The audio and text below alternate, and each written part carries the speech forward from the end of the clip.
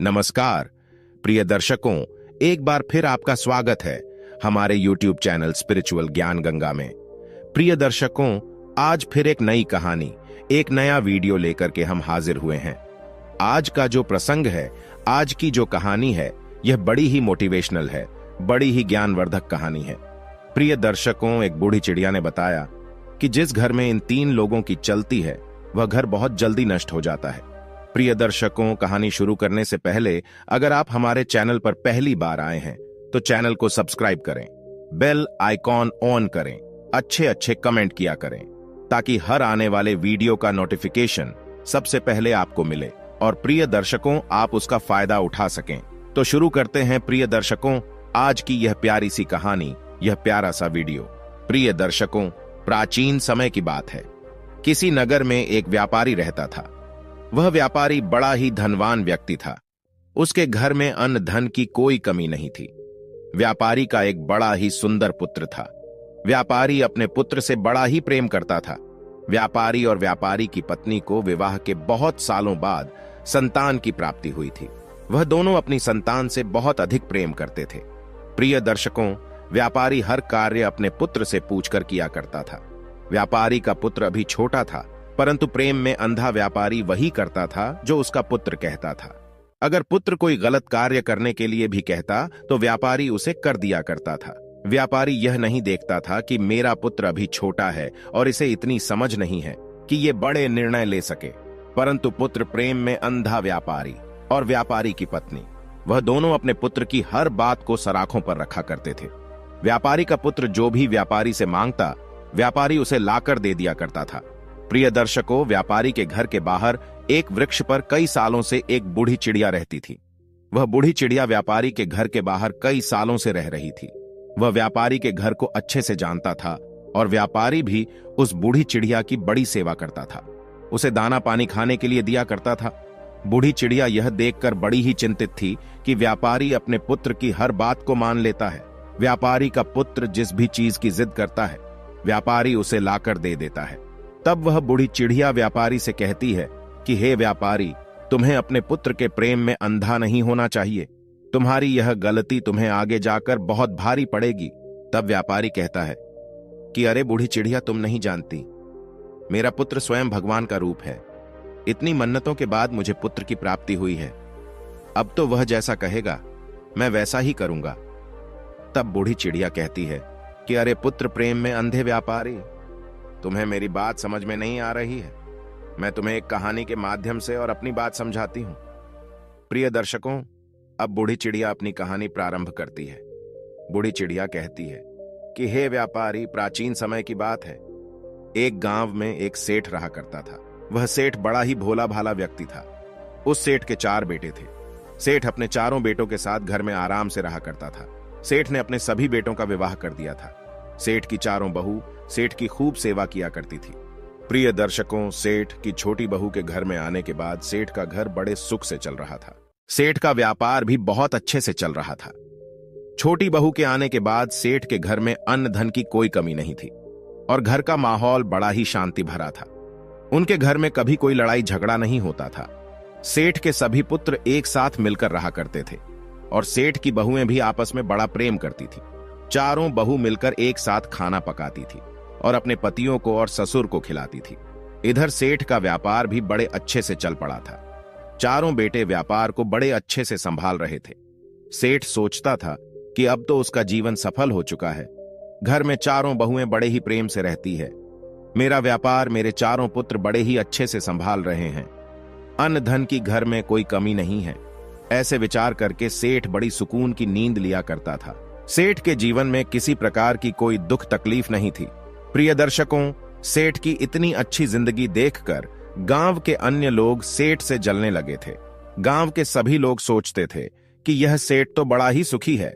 इसका जीवन तो बड़े ही आराम से कट रहा है। इसके जीवन में कोई दुख तकलीफ नहीं है। प्रिय दर्शकों, बूढ़ी चिड़िया आगे कहती है, हे व्यापारी, अक्सर मनुष्य दूसरों की तरक्की से जलता है। जिस प्रकार केकड़े एक दूसरे का पैर पकड़कर और किसी को आगे नहीं बढ़ने देते हैं, उसी प्रकार मनुष्य भी दूसरे को आगे बढ़ता हुआ देखकर उसका पैर पकड़कर उसे पीछे खींचना चाहता है। मनुष्य खुद की तरक्की से जितना खुश नहीं होता, उतना दुखी वह दूसरे की तरक्की देखकर हो जाता है। अब तो सेठ को आगे बढ़ता हुआ देख, तरक्की करता हुआ देख, गांव के सभी लोग जलने लगे थे। कोई भी सेठ से सीधे मुंह बात नहीं करता था। सभी सोचते थे कि किस तरह सेठ का जीवन कष्ट से भर दिया जाए, किस प्रकार की हंसी को दुख में बदल दिया जाए। प्रिय दर्शकों, यही सब सोचकर गांव के कुछ लोग सेठ के कुल पुरोहित के पास जाते हैं और कुल पुरोहित के पास जाकर कहते हैं कि अरे पुरोहित जी, आप यहां सूखी रोटी खा रहे हो और वहां आपका यजमान सेठ बड़े आराम से पकवान खा रहा है, अपनी बहू के हाथों का स्वादिष्ट भोजन कर रहा है। तब पुरोहित जी कहते हैं कि आप लोग क्या कहना चाहते हैं, मुझे बात समझ में नहीं आ रही है।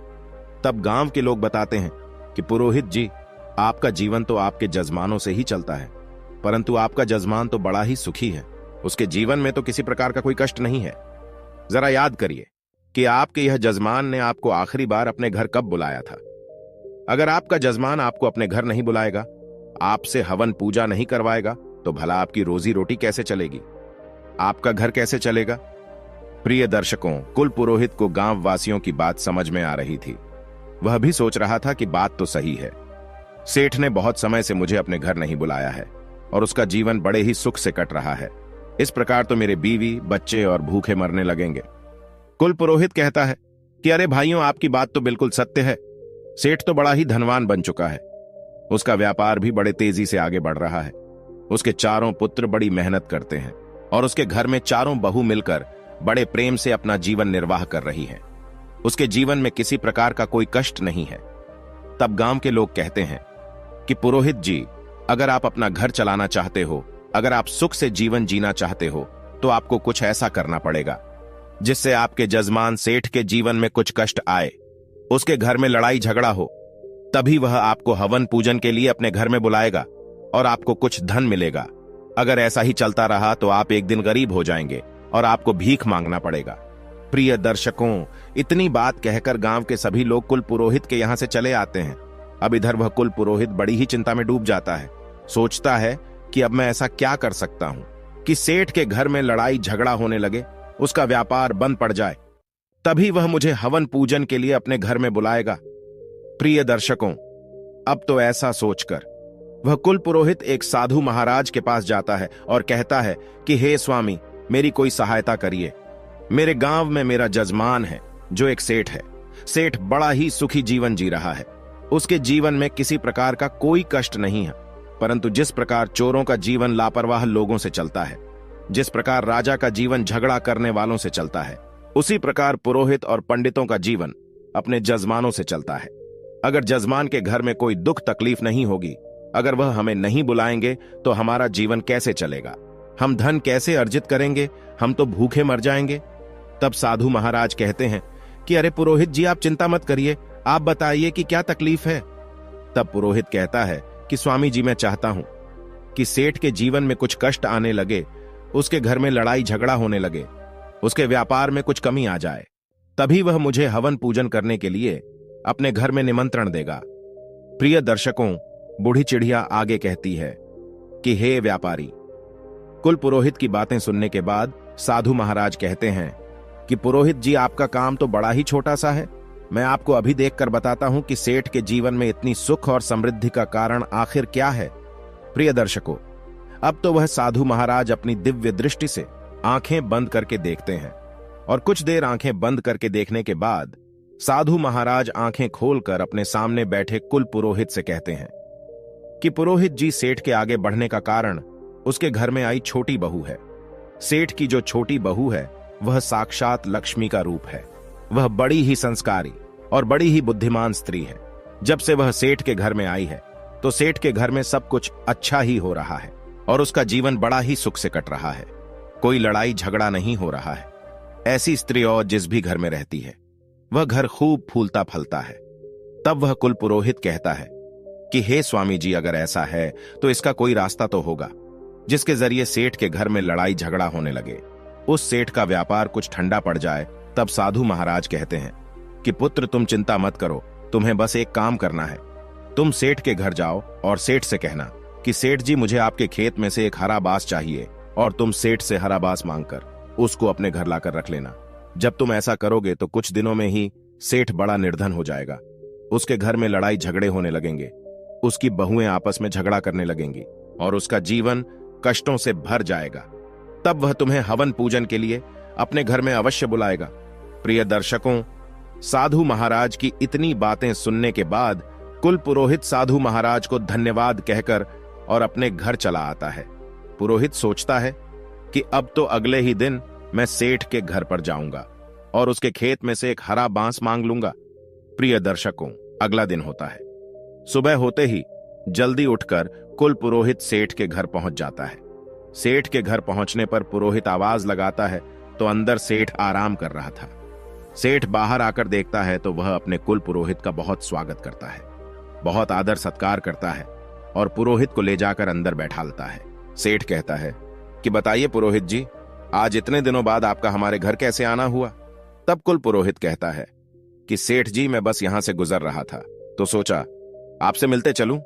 प्रिय दर्शकों, अब तो पुरोहित अपनी मीठी मीठी बातों में सेठ को फंसा लेता है और कुछ देर बाद कहता है कि सेठ जी, मुझे आपके खेत में से एक हरा बांस चाहिए, क्या आप मुझे दे सकते हैं?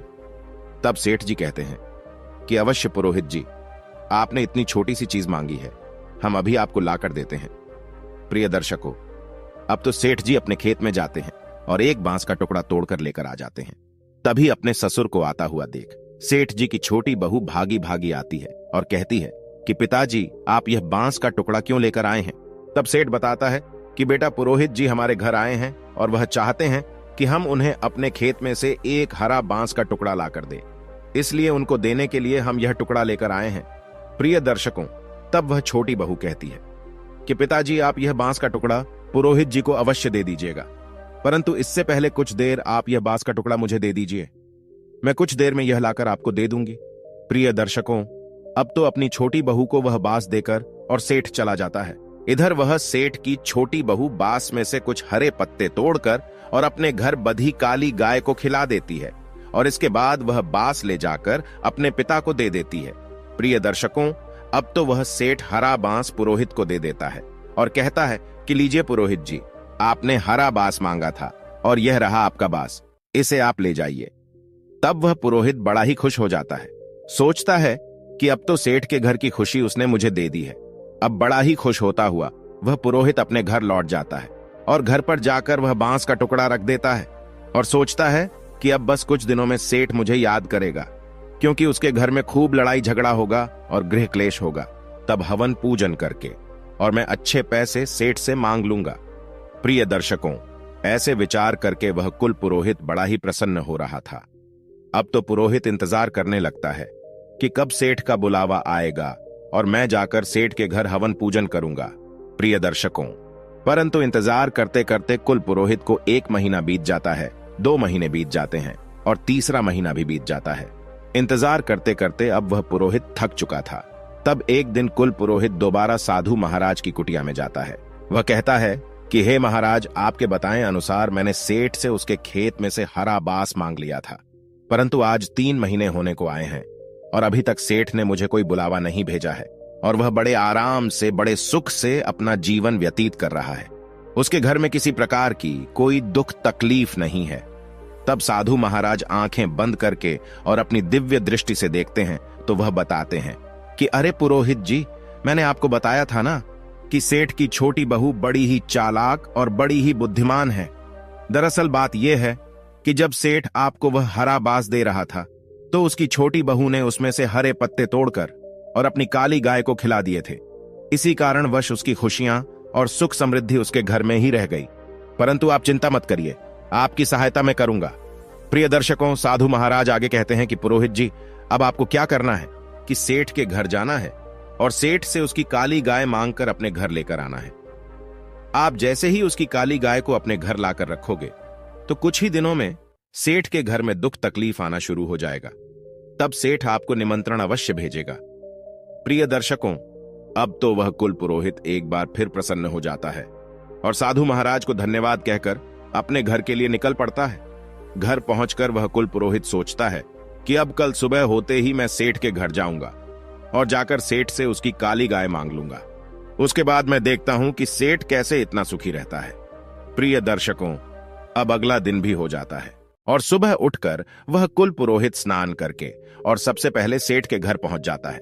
एक बार फिर सेठ अपने घर का दरवाजा खोलता है तो वह देखता है कि कुल पुरोहित आया हुआ है। सेठ अपने कुल पुरोहित को आदर सहित घर के अंदर बुलाता है और स्वादिष्ट भोजन कराता है। उसके बाद सेठ पूछता है कि बताइए पुरोहित जी, आज आपका कैसे आना हुआ। कुल पुरोहित कहता है कि सेठ जी, मैं बड़ी ही दुख तकलीफ में हूँ। दरअसल बात कुछ ऐसी है कि मेरे घर पर जो गाय है उसने दूध देना बंद कर दिया है और मेरे बच्चों को दूध नहीं मिल रहा है। कई दिनों से मेरे बच्चों ने दूध नहीं पिया है, इसीलिए मैं आपसे सहायता लेने के लिए आया हूँ। अगर आप मुझे अपनी काली गाय दे देंगे तो आपकी बड़ी कृपा होगी।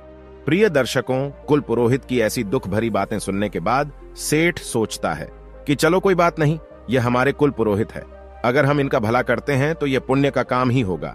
ऐसा सोचकर सेठ कहता है कि पुरोहित जी, आप चिंता ना करें, हम आपको अपनी काली गाय दे देंगे। इतना कहकर सेठ गाय को लेने के लिए अपने घर के आंगन में जाता है और गाय को लेकर पुरोहित को देने के लिए चल देता है। तभी सेठ की छोटी बहू आकर और सेठ को रोक लेती है। सेठ की छोटी बहू कहती है कि पिताजी, आप इस गाय को लेकर कहां जा रहे हैं। सेठ बताता है कि बेटा, हमारे कुल पुरोहित आए हैं और उनकी गाय दूध नहीं दे रही है, इसलिए वह हमारी काली गाय लेना चाहते हैं। मैं यह गाय उनको देने के लिए जा रहा हूं। तब सेठ की छोटी बहू कहती है कि पिताजी, आप कुछ देर ठहरिए, मैं अभी आती हूं। प्रिय दर्शकों, इतने में वह छोटी बहू अंदर जाती है और एक सफेद रंग की चादर लेकर आती है और वह उस चादर से उस काली गाय के आंसू पोंछकर और चादर को अंदर रख देती है और कहती है कि पिताजी, अब आप जाइए और इस गाय को पुरोहित जी को दे दीजिए। प्रिय दर्शकों, अब वह सेठ पुरोहित के पास जाता है और कहता है कि लीजिए पुरोहित जी, ये रही काली गाय, इससे ले जाइए और अपने बच्चों को दूध पिलाइए। प्रिय दर्शकों, सेठ की काली गाय को देखकर वह पुरोहित बड़ा ही प्रसन्न हो जाता है और उसे लेकर तुरंत अपने घर के लिए निकल पड़ता है। अब तो अपने घर पहुंचकर वह काली गाय को बांध देता है और सोचता है कि अब तो सेठ बहुत जल्दी मुझे अपने घर हवन पूजन करने के लिए बुलाएगा, क्योंकि उसका जीवन बड़े ही जल्दी दुखों से घिरने वाला है। प्रिय दर्शकों, अब वह कुल पुरोहित सेठ के बुलावे का इंतजार करने लगता है और इंतजार करते करते एक बार फिर उसे 3 महीने बीत जाते हैं। 3 महीने गुजर जाने के बाद वह कुल पुरोहित एक बार फिर साधु महाराज के पास जाता है और कहता है कि साधु महाराज, इस बार फिर मैं आपके कहे अनुसार सेठ के यहां से काली गाय लेकर आया, परंतु उसके बावजूद सेठ ने मुझे अपने घर हवन पूजन के लिए नहीं बुलाया। सेठ का जीवन अभी भी बड़े ही सुख से कट रहा है, उसके घर में किसी प्रकार की कोई दुख तकलीफ नहीं है। तब साधु महाराज एक बार फिर अपनी आंखें बंद करते हैं और अपनी दिव्य दृष्टि से देखते हैं तो साधु महाराज कहते हैं कि हे पुरोहित जी, उस सेठ की छोटी वाली बहू तो बहुत ही चालाक है। हमने जितना सोचा था वह उससे भी ज्यादा चालाक है। वह सारी विद्या जानती है। सेठ की बहू बड़ी ही बुद्धिमान है। जब आप सेठ से काली गाय मांगने गए थे तब उसने अपनी सफेद चादर में गाय के आंसू पोंछकर और अपने पास रख लिए थे, जिसके कारण सुख समृद्धि उसके घर में ही रह गई। अब तो यह बात सुनकर कुल पुरोहित बड़ा ही चिंतित हो जाता है। वह सोचता है कि जब तक यह छोटी बहू रहेंगी तब तक सेठ का जीवन सुख समृद्धि से भरा रहेगा। पुरोहित कहता है कि हे साधु महाराज, अब मुझे क्या करना चाहिए। तब साधु महाराज कहते हैं कि पुरोहित, अब आप सेठ के घर जाओ और सेठ से किसी तरीके से वह सफेद चादर मांगकर अपने घर लाकर रख लो। अगर आपने ऐसा कर लिया तो निश्चित ही सेठ का जीवन बदल जाएगा और उसके घर में लड़ाई झगड़ा गृह क्लेश होने लगेंगे। प्रिय दर्शकों, अब साधु महाराज को धन्यवाद कहकर और वह कुल पुरोहित अपने घर के लिए निकल जाता है। घर पहुंचकर वह कुल पुरोहित निर्णय करता है कि कल सुबह होते ही मैं एक बार फिर सेठ के घर जाऊंगा और जाकर किसी तरीके से सफेद चादर मांग कर लेकर आऊंगा। प्रिय दर्शकों, अगला दिन होता है और वह पुरोहित सुबह उठते ही बड़ा प्रसन्न हो जाता है। सोचता है कि आज तो सेठ से उसकी सफेद चादर मांग कर और उसका जीवन में दुखों से भर दूंगा। अब कुल पुरोहित सेठ के घर जाता है और जाकर सेठ से कहता है कि सेठ जी, मेरी पत्नी हर दिन मंदिर में कीर्तन करने के लिए जाती है, परंतु मंदिर में बैठने के लिए उसके पास कोई अच्छी चादर नहीं है। वह नीचे फर्श पर बैठती है और उसको ऐसा करते हुए देख मुझे अच्छा नहीं लगता है। अगर आपको कोई तकलीफ ना हो तो क्या आप मुझे एक अच्छी सफेद चादर दे सकते हैं आज, ताकि मेरी स्त्री वह चादर बिछाकर और मंदिर में बैठ सके। प्रिय दर्शकों, कुल पुरोहित की ऐसी बातें सुनकर सेठ कहता है कि अरे पुरोहित जी, आप चिंता ना करें, हमारे घर में एक बहुत ही अच्छी सफेद चादर रखी है। रुकिए, हम अभी अपनी बहू से कहकर और आपको दे देते हैं।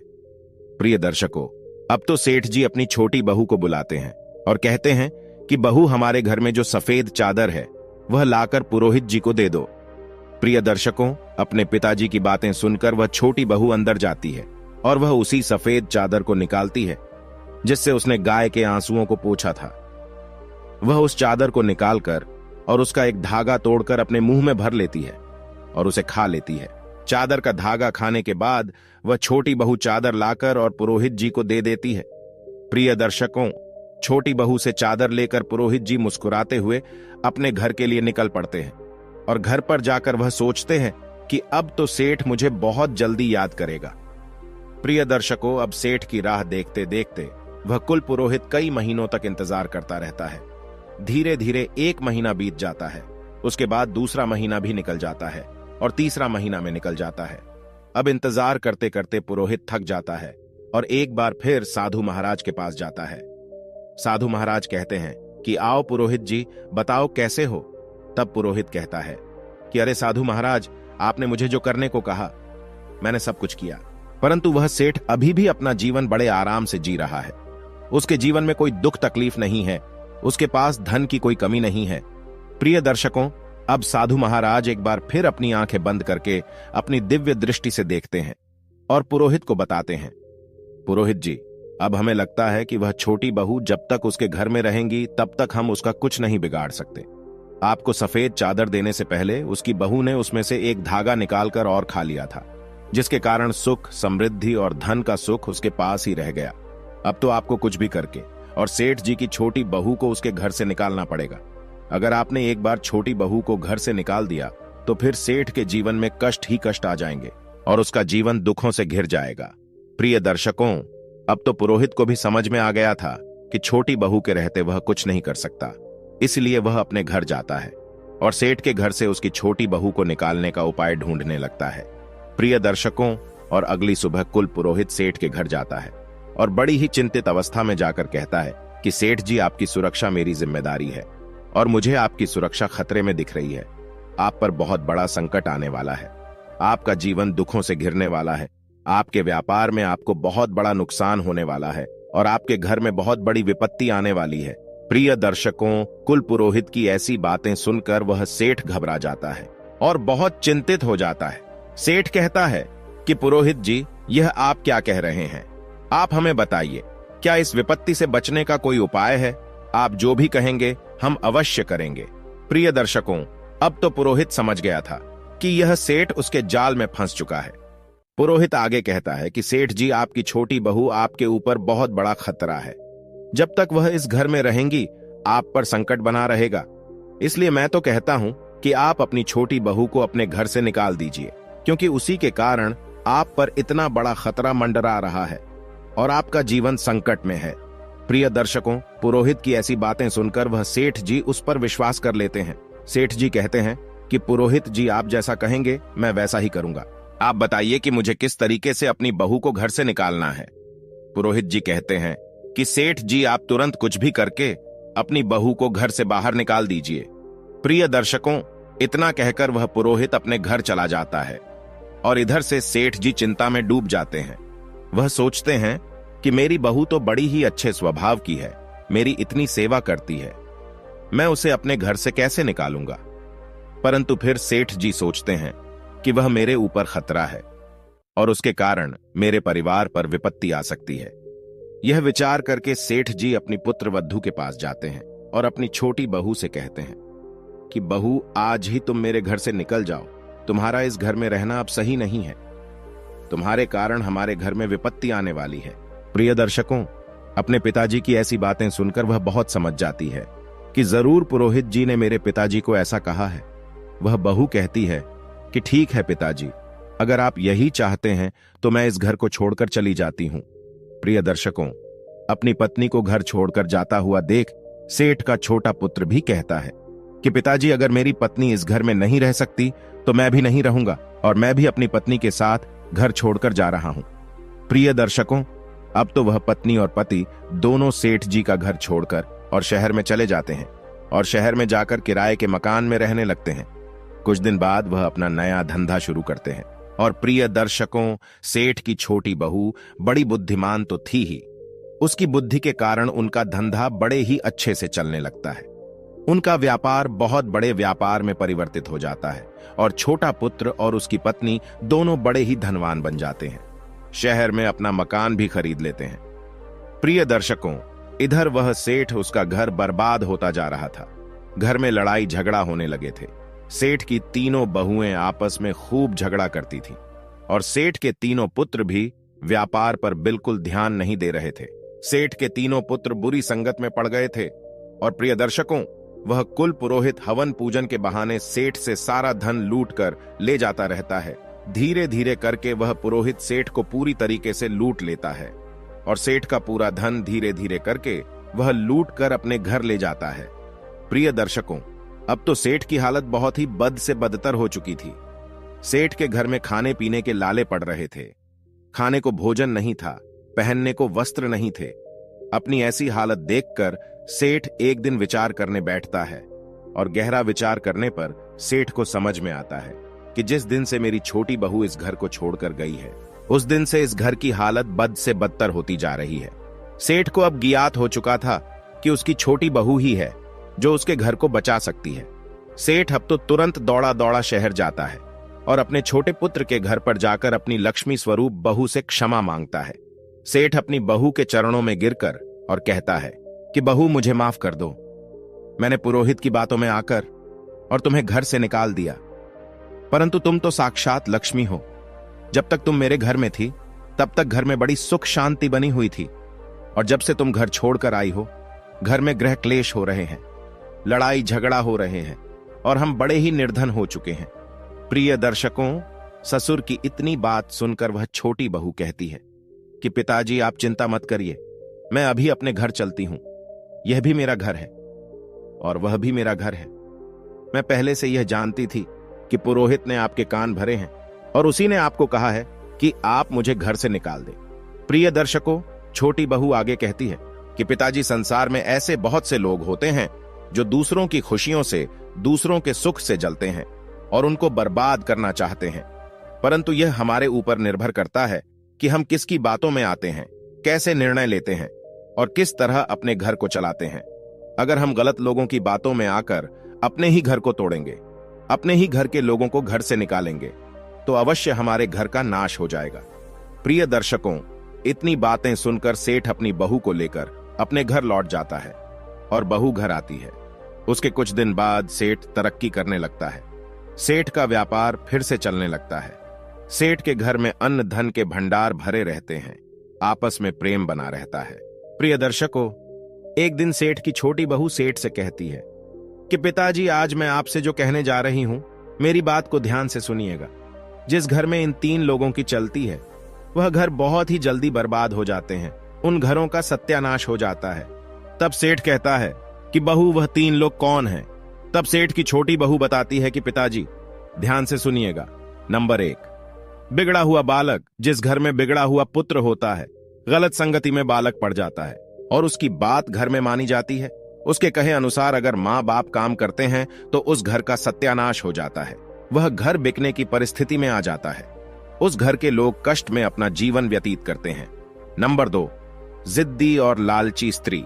जिस घर में स्त्री लालची होती है, जिद करने वाली होती है, उस स्त्री की अगर घर में चलती है तो वह घर अवश्य कंगाल बन जाता है। उस घर में कभी धन नहीं रहता। स्त्री चाहे तो घर को बना सकती है और चाहे तो घर को बिगाड़ सकती है। यह स्त्री पर निर्भर करता है, और जिस घर में स्त्री लालची और जिद्दी होती है, उस घर का नाश होना तय है। इसलिए जिद्दी और लालची स्त्री की बात कभी नहीं मानना चाहिए। नंबर 3, जिस घर का मुखिया बाहर वालों की बातों में आ जाता है, बाहर वालों के कहे अनुसार चलता है, उस घर का सत्यानाश हो जाता है। छोटी बहू आगे कहती हैं कि पिताजी, जिस प्रकार आप पुरोहित की बातों में आ गए थे, उसी प्रकार अगर घर का मुखिया बाहर वालों की बातों को मानकर और अपने घर के निर्णय करता है तो उसका घर अवश्य नाश हो जाता है। प्रिय दर्शकों, इतनी बात वह छोटी बहू अपने ससुर को सुनाती है और ससुर छोटी बहू की बातों को समझ जाता है। प्रिय दर्शकों, इधर वह बूढ़ी चिड़िया यह कहानी व्यापारी को सुना रही थी।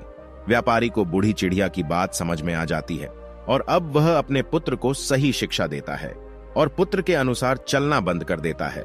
तो प्रिय दर्शकों, हमारी आज की कहानी यहां समाप्त होती है।